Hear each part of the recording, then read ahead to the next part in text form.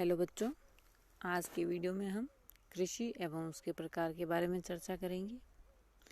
कृषि के प्रकार, इसके बारे में चर्चा करने से पहले हमें कृषि को प्रभावित करने वाले कारक के बारे में जानकारी होनी जरूरी है। तो कृषि को कौन कौन से कारक है जो प्रभावित करते हैं? मुख्य रूप से कृषि को भौतिक, आर्थिक एवं सामाजिक कारक जो है वो प्रभावित करते हैं। सबसे पहले हम भौतिक कारकों की अगर बात करें तो भौतिक कारक के अंतर्गत आ जाते हैं जो कृषि पर प्रभाव डालने वाले घटक है। उसमें भूमि की प्रकृति, मिट्टी के गुण, तापमान, वर्षा की मात्रा। जिन भूभाग में जल का अभाव पाया जाता है वहाँ सिंचाई के साधन उपलब्ध किए गए हैं, और जहाँ भूमि की उर्वरा शक्ति समाप्त हो जाती है वहाँ खाद देकर उसे पुनः उर्वर किया जाता है। और जिन क्षेत्रों में ऐसा संभव नहीं हो पाया है वहाँ उसने कृषि के स्वरूप को ही बदल दिया है। जैसे अत्यंत शीत प्रदेशों में शीघ्र पकने वाली फसलों का आविष्कार किया गया है। अनेक क्षेत्रों में रोगों और कीड़ों से मुक्त बीजों का प्रयोग कर उत्तम फसलें प्राप्त की जाती है। जलवायु दशाएं, कृषि कार्य में सबसे अधिक प्रभाव तापमान और वर्षा का पड़ता है। पौधों के बढ़ने के लिए एक निश्चित तापमान की आवश्यकता होती है, उससे कम तापमान पर अंकुर निकालना संभव नहीं होता है। साधारणतः जिन भूभाग में ग्रीष्मकालीन औसत तापमान 50 डिग्री सेल्सियस से कम मिलता है वहाँ खेती नहीं की जा सकती है। पौधे गर्मी में ही बढ़ते हैं, इसलिए ग्रीष्म ऋतु की आवश्यकता होती है। ऊंचे अक्षांशों में गर्म ऋतु या ग्रीष्म ऋतु जो है वो छोटी जरूर होती है, लेकिन दिन की लंबाई अधिक होने के कारण गर्मी की मात्रा पर्याप्त उपलब्ध हो जाती है। और निम्न अक्षांशों में ठंडी ऋतु कठोर नहीं होती, वहाँ वर्ष भर ही कृषि कार्य किया जाता है तथा वर्षा की मात्रा के अनुसार परिवर्तित होता रहता है। अगर हम भूमि की प्रकृति के बारे में बात करें तो खेती उन्हीं भागों में की जाती है जहाँ समतल भूमि मिलती है। ऐसे भागों में ही यंत्रों का इजीली या फिर आसानी से उपयोग किया जा सकता है।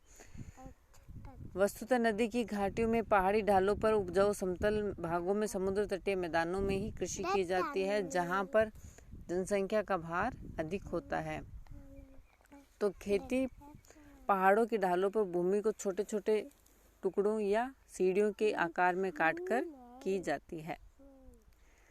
ऐसी पहाड़ी ढाल हजारों मीटर की ऊंचाई तक पाए जाते हैं। अधिक से अधिक 45 डिग्री की ढालों पर सफलतापूर्वक खेती की जा सकती है। उपजाऊ मिट्टी, फसलों के लिए उपजाऊ मिट्टी का मिलना भी आवश्यक है।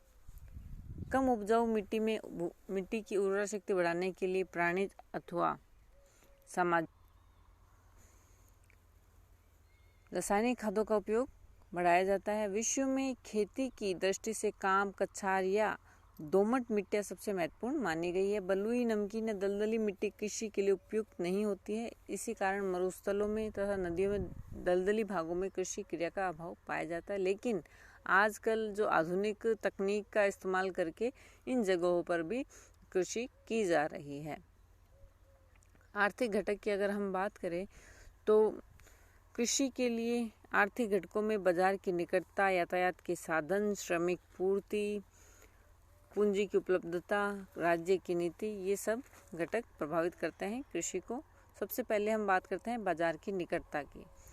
तो कोई भी क्षेत्र जो है उपभोग के केंद्र से कितनी दूर है, यह बात भी खेती को प्रभावित करती है। साग सब्जियां, शीघ्र नष्ट होने वाले फल सामान्यतः घनी जनसंख्या के क्षेत्रों के निकट ही पैदा किए जाते हैं, किंतु खाद्यान्न और उद्योगों के लिए कच्चा माल दूर स्थित ग्रामीण क्षेत्रों में।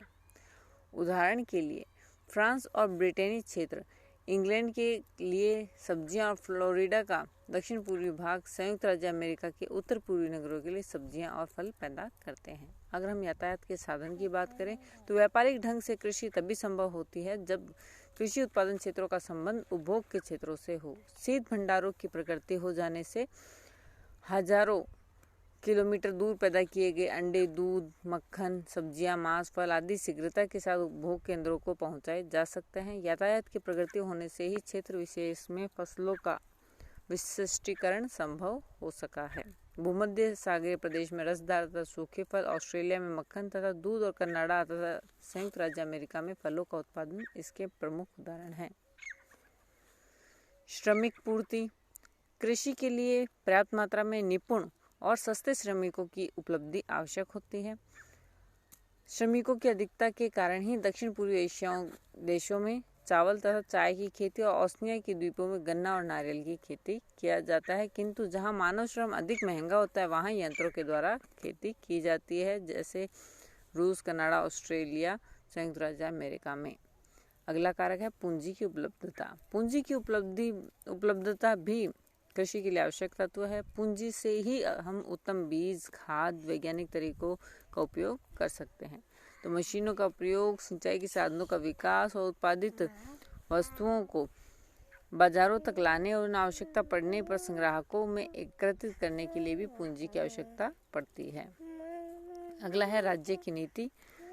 किसी भी देश की सरकार को कृषि नीति भी कृषि क्षेत्र को घटाने बढ़ाने में सहायक होती है। भारत सरकार के समक्ष अपनी बढ़ती हुई जनसंख्या के लिए खाद्यान्न प्राप्त करने की समस्या के कारण पंचवर्षीय योजनाओं में कृषि को प्राथमिकता दी गई। श्री टेलर के अनुसार जब नई दुनिया के खाद्यान्नों ने यूरोपीय बाजार को पाट दिया तो व्यवस्था है इंग्लैंड की सरकार को कृषि के स्थान पर उद्योगों को विकसित करने की नीति को अपनाना पड़ा। फ्रांस और जर्मनी ने इस समस्या का समाधान संरक्षण पर लगाकर किया। अगला कारक है सामाजिक कारक। सामाजिक कारक के अंतर्गत मानव की भोजन में रुचि तथा अन्य कारण है। तो मानव की भोजन में रुचि के हिसाब से ही वहाँ जो है कृषि की जाती है।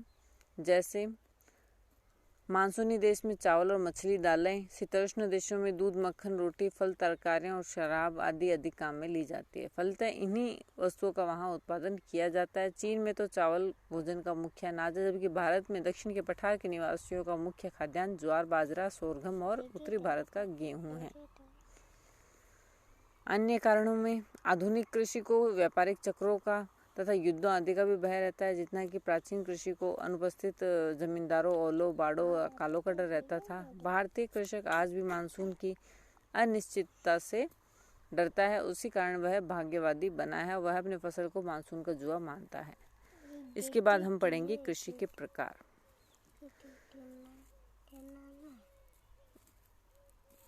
कृषि के विभिन्न प्रकारों के अनुसार पृथ्वी की धरातल को अनेक भागों में बांटा जाता है। जैसे वे प्रदेश जिनमें मुख्य रूप से केवल पशुपालन किया जाता है, वे प्रदेश जिसमें खाद्यान्न उत्पन्न होता है, और वे प्रदेश जहां पशुपालन तथा खाद्यान्न समान रूप से होता है। तो इन भागों को अनेक उप विभागों में भी बांटा जाता है। इन उप विभागों में श्रमिकों की उपलब्धि, पूंजी तथा व्यवस्था की प्राप्ति, भूमि की किस्म, उनकी उपलब्धि आदि के आधार पर कृषि के निम्नलिखित रूप देखने को मिलते हैं। सबसे पहला है प्राचीन भरण पोषण वाली खेती, जिसे जीवन निर्वाहक खेती भी या कृषि भी कहा जाता है, जीवन जो निर्वाह करने वाली।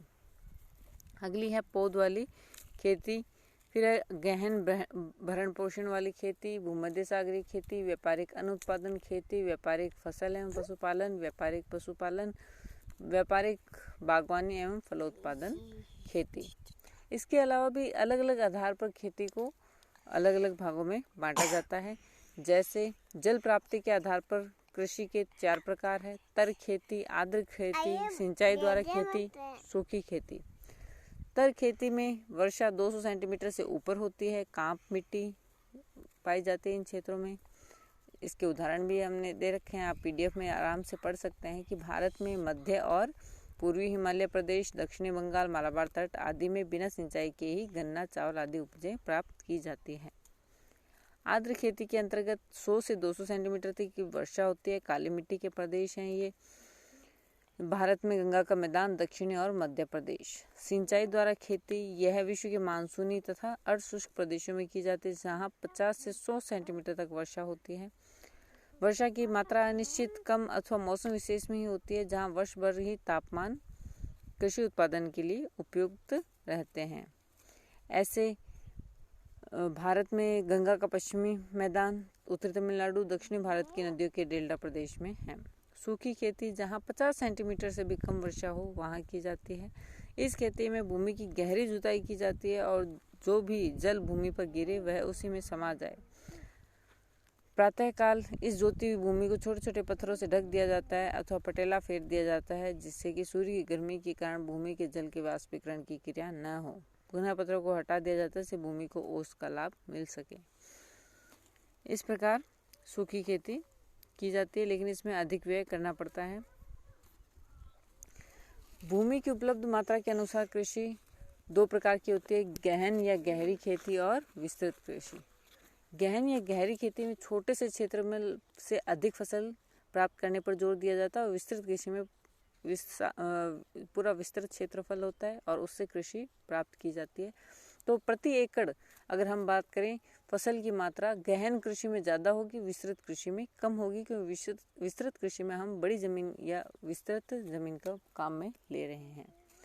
फिर कृषि उत्पादों के आधार पर बागाती कृषि और फलों एवं तरकारियों की कृषि। बागाती कृषि जिसे प्लांटेशन फार्मिंग भी कहते हैं, फलों और तरकारियों की कृषि को हम ट्रक फार्मिंग भी कह सकते हैं। बागाती कृषि जो है वो उष्णकटिबंधीय देशों में उपयुक्त जलवायु के कारण विशेष प्रकार की बागाती कृषि होती है। इस कृषि के अंतर्गत गन्ना, चाय, रबड़, कहवा, कोको फसलें पैदा की जाती है। दक्षिण पूर्वी एशिया, मध्य एवं दक्षिण अफ्रीकी देश, ब्राज़ील, पूर्वी ऑस्ट्रेलिया, फिजी, मॉरिशस आदि द्वीपों में इस प्रकार की कृषि की जाती है। फलों और तरकारियों की कृषि नगरों के समीपवर्ती क्षेत्र में स्थानीय मांग को पूरा करने के लिए फल एवं सब्जियों का उत्पादन जब बड़े पैमाने पर किया जाता है। बाजारों की समीपता और यातायात की सुविधा के आधार पर इस प्रकार की कृषि की जाती है। कृषि के अन्य प्रकारों में आती है जूमिंग प्रणाली द्वारा खेती, सीढ़ी के आकार की खेती और मिश्रित खेती। जूमिंग जो है, जब फसल को जलाकर वहाँ वापस जूमिंग कृषि के अंतर्गत वनों को जलाकर साफ करके फिर वर्षा के बाद वहाँ राखयुक्त भूमि में मोटे अनाज बिखेर कर बो देते हैं और 2-3 वर्षों में यह प्रक्रिया चलती रहती है, दूसरी भूमि पर भी इसी प्रकार से। सीढ़ी के आकार वाली खेती जो है वह विशाल पहाड़ी ढालों पर की जाती है। पहाड़ों पर छोटे छोटे खेत बनाकर और सीढ़ीनुमा खेती की जाती है। मिश्रित कृषि के अंतर्गत न केवल फसलें पैदा की जाती है बल्कि साथ साथ में पशु भी पाले जाते हैं। तो मिश्रित कृषि का मतलब होता है कृषि के साथ साथ पशुपालन करना। तो बच्चों, आज के अपने वीडियो में इतना ही, और कृषि के प्रकार को आप और अधिक विस्तार से जो आपसे PDF शेयर की जाएगी व्हाट्सएप पर, उस पर भी आप पढ़ सकते हैं। कोई कन्फ्यूजन हो तो पूछ सकते हैं। धन्यवाद।